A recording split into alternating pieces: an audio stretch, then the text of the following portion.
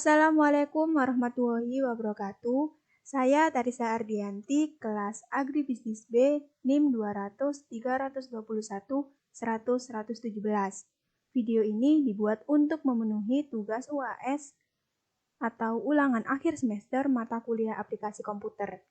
Di sini saya akan mempresentasikan tentang isu pertanian di Indonesia, yaitu krisis petani di Indonesia. Ada 5 poin yang akan saya bahas. Yang pertama, apa itu krisis? Yang kedua, apa itu petani? Yang ketiga, apa itu krisis petani? Yang keempat, apa penyebab terjadinya? Dan yang kelima, lalu bagaimana solusinya? Krisis. Krisis adalah setiap peristiwa yang sedang terjadi atau diperkirakan mengarah pada situasi tidak stabil dan berbahaya yang mempengaruhi individu, kelompok, komunitas, atau seluruh masyarakat. Krisis dianggap membawa perubahan negatif dalam urusan keamanan, ekonomi, politik, sosial, atau lingkungan, terutama ketika krisis terjadi tiba-tiba dengan sedikit atau tanpa peringatan. Lebih jauh, krisis adalah istilah yang berarti waktu pengujian atau peristiwa darurat. Petani. Petani adalah seseorang yang bergerak di bidang pertanian, utamanya dengan cara melakukan pengelolaan tanah dengan tujuan untuk menumbuhkan dan memelihara tanaman, dengan harapan untuk memperoleh hasil dari tanaman tersebut untuk dipergunakan diri sendiri ataupun menjualnya kepada orang lain. Krisis petani. Jadi, krisis petani adalah suatu peristiwa ketidakstabilan profesi petani. Bisa juga dikatakan minimnya minat bercocok tanam pada masa sekarang.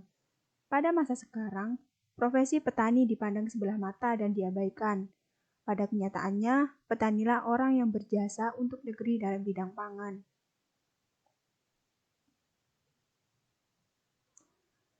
Penyebab krisis petani di Indonesia.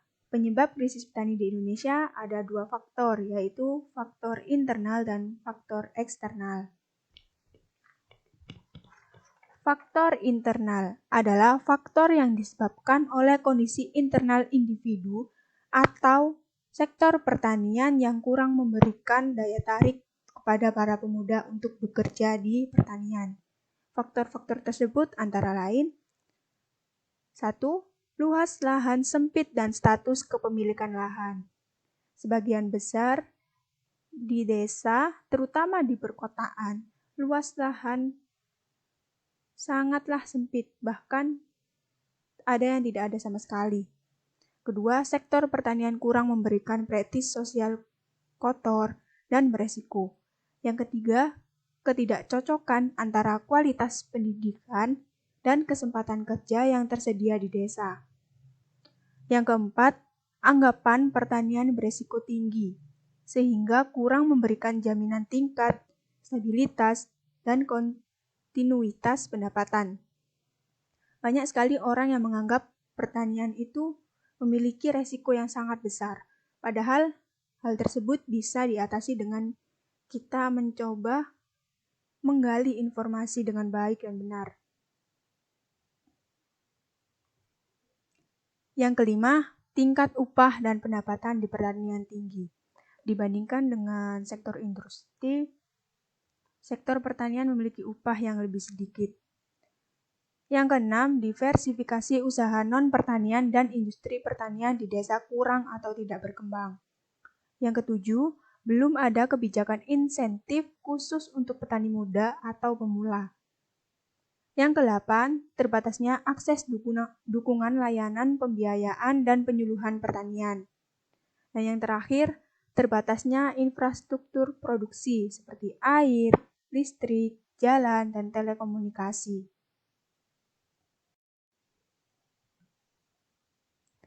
Selanjutnya, faktor eksternal. 1. Lebih memilih di sektor industri di perkotaan. Generasi muda lebih suka bekerja di sektor industri, dikarenakan teknologinya yang sudah maju dan lebih mudah dalam hal pengerjaannya dibandingkan dengan sektor pertanian. Yang kedua, upah yang minim dan tidak bergengsi.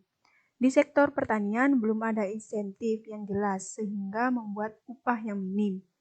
Dan persepsi pemuda jika bekerja di sektor non-pertanian di perkotaan jauh lebih bergengsi daripada bekerja di sektor pertanian.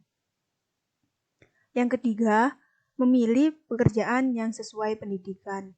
Bagi yang berpendidikan tinggi, mereka bekerja sesuai dengan gelar atau pekerjaan formal, seperti pegawai negeri, di sektor industri, jasa, maupun lain-lainnya. Selanjutnya ada video terkait krisis petani di Indonesia. Ya, nah tahukah Anda saat ini kita bergantung pada petani yang berusia di atas 45 tahun untuk mencukupi kebutuhan beras yang kita konsumsi. Begitu, bayangkan 30 tahun lagi, siapa yang akan menggarap sawah dan dari mana kita bisa mendapatkan beras bila tidak ada petani muda? Iya, ini menjadi salah satu ketakutan tersendiri ya Aldi. Karena kini Indonesia bisa dikatakan menuju masa darurat regenerasi petani.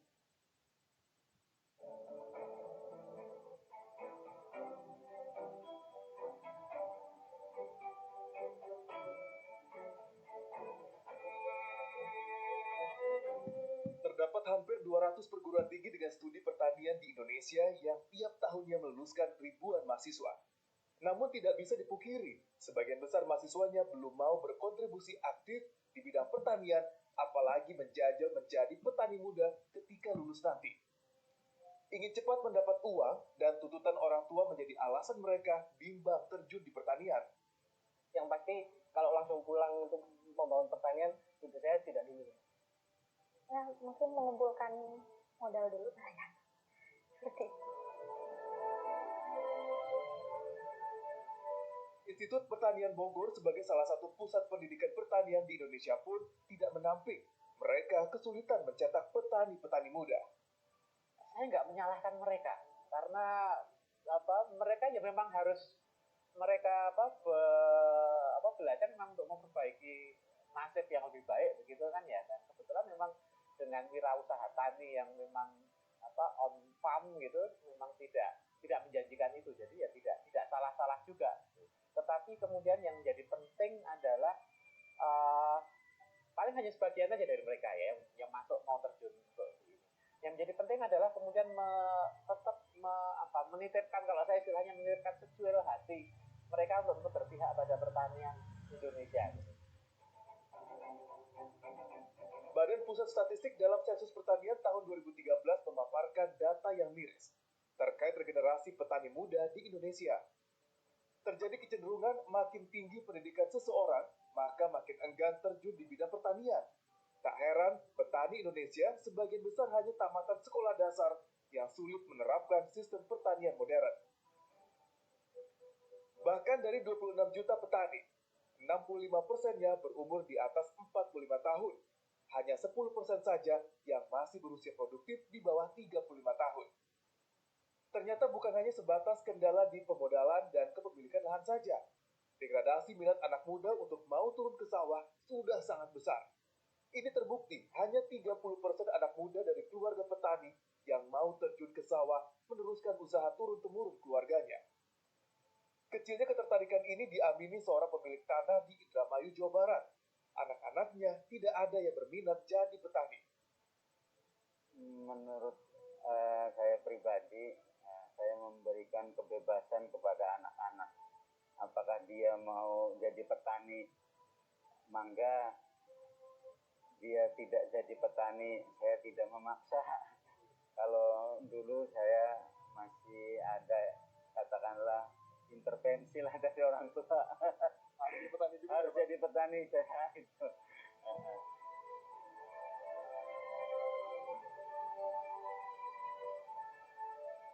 Pemerintah sebenarnya tidak tinggal diam dalam mendorong anak muda mau kembali ke desa dan mengembangkan pertanian. Salah satunya dengan iming-iming teknologi modern.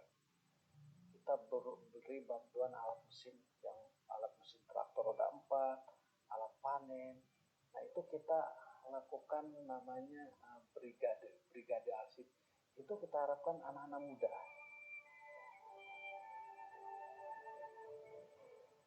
Namun sayangnya, jurus ini belum bisa mendongkrak minat anak muda mau jadi petani. Bahkan dikhawatirkan jumlah petani muda semakin menurun. Ada intervensi di level output harga ya. Jadi bisa menyelamatkan sektor pertanian lebih luas. Soal lahannya terjaga, mungkin minat anak muda balik ke sektor pertanian menjadi lebih tinggi. Dan kita tidak perlu khawatir akan krisis petani yang hari ini sudah kita alami.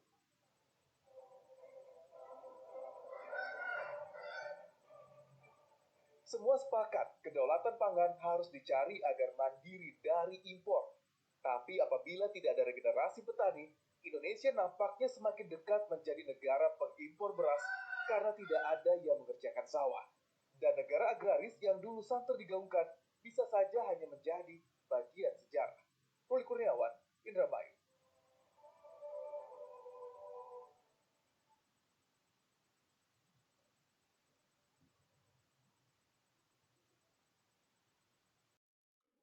Selanjutnya ada solusi atau cara mengatasi krisis petani di Indonesia, yaitu dengan melakukan program regenerasi petani. Pemerintah perlu mengadakan program regenerasi petani di Indonesia. Menurut Sulistyawati, produktivitas dan profitabilitas usaha pertanian, kesempatan kerja yang tersedia, serta kenyamanan dan kepuasan kerja diperlukan untuk menarik generasi muda agar mau bekerja di bidang pertanian. Di sisi lain, generasi muda juga memerlukan perbaikan dan peningkatan pendidikan dan keterampilan agar sesuai dengan kebutuhan. Beberapa kebijakan yang diperlukan untuk menarik generasi muda bekerja di sektor pertanian antara lain: 1. Mengubah persepsi generasi muda terhadap pertanian dan menumbuhkan minat sejak dini. Kebanyakan orang menganggap bekerja di sektor pertanian hanya mendapat keuntungan yang kecil, padahal kenyataannya tidak seperti itu. Jika dilakukan dengan benar, kita bisa mendapatkan keuntungan yang jauh lebih besar. Hal tersebut seharusnya sudah ditanamkan kepada generasi muda maupun anak-anak, bahwa pertanian itu sangat penting bagi negara Indonesia.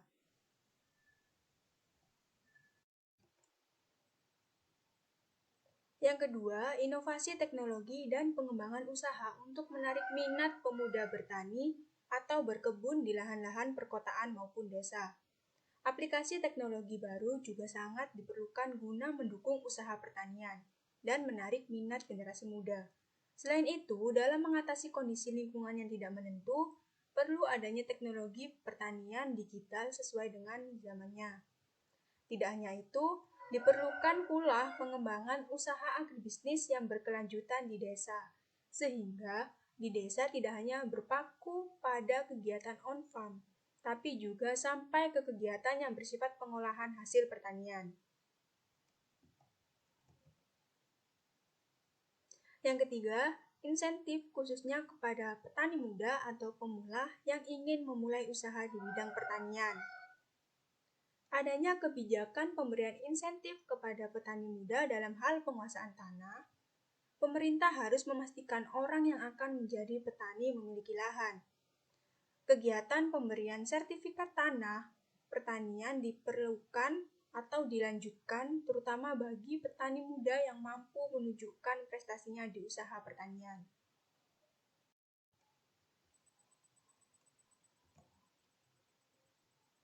Yang keempat, pemerintah memberikan kompensasi kepada petani. Adanya kompensasi dari pihak pemerintah terhadap petani sangat penting, terutama yang bersedia melakukan usaha pertanian. Selain itu, diperlukan adanya pemetaan yang tepat sehingga tanah pertanian tidak tergerus oleh adanya modernisasi dengan adanya pembangunan perumahan, perkotaan, swalayan, dan lain-lain. Yang kelima, pendampingan khusus untuk para petani muda. Dalam menarik minat pemuda, dibutuhkan intervensi pemerintah untuk mengintegrasikan pengembangan kapasitas sumber daya manusia melalui penelitian, dukungan fasilitas, dan pendampingan atau monitoring yang berkelanjutan dalam aspek teknis maupun keuangan. Selain itu, penghargaan bagi para petani yang berprestasi juga diperlukan untuk mendorong petani muda semakin mengembangkan usaha taninya, seperti mengirim ke luar negeri, dan mengikutsertakan pada kegiatan diklat-diklat pertanian yang ada di dalam negeri.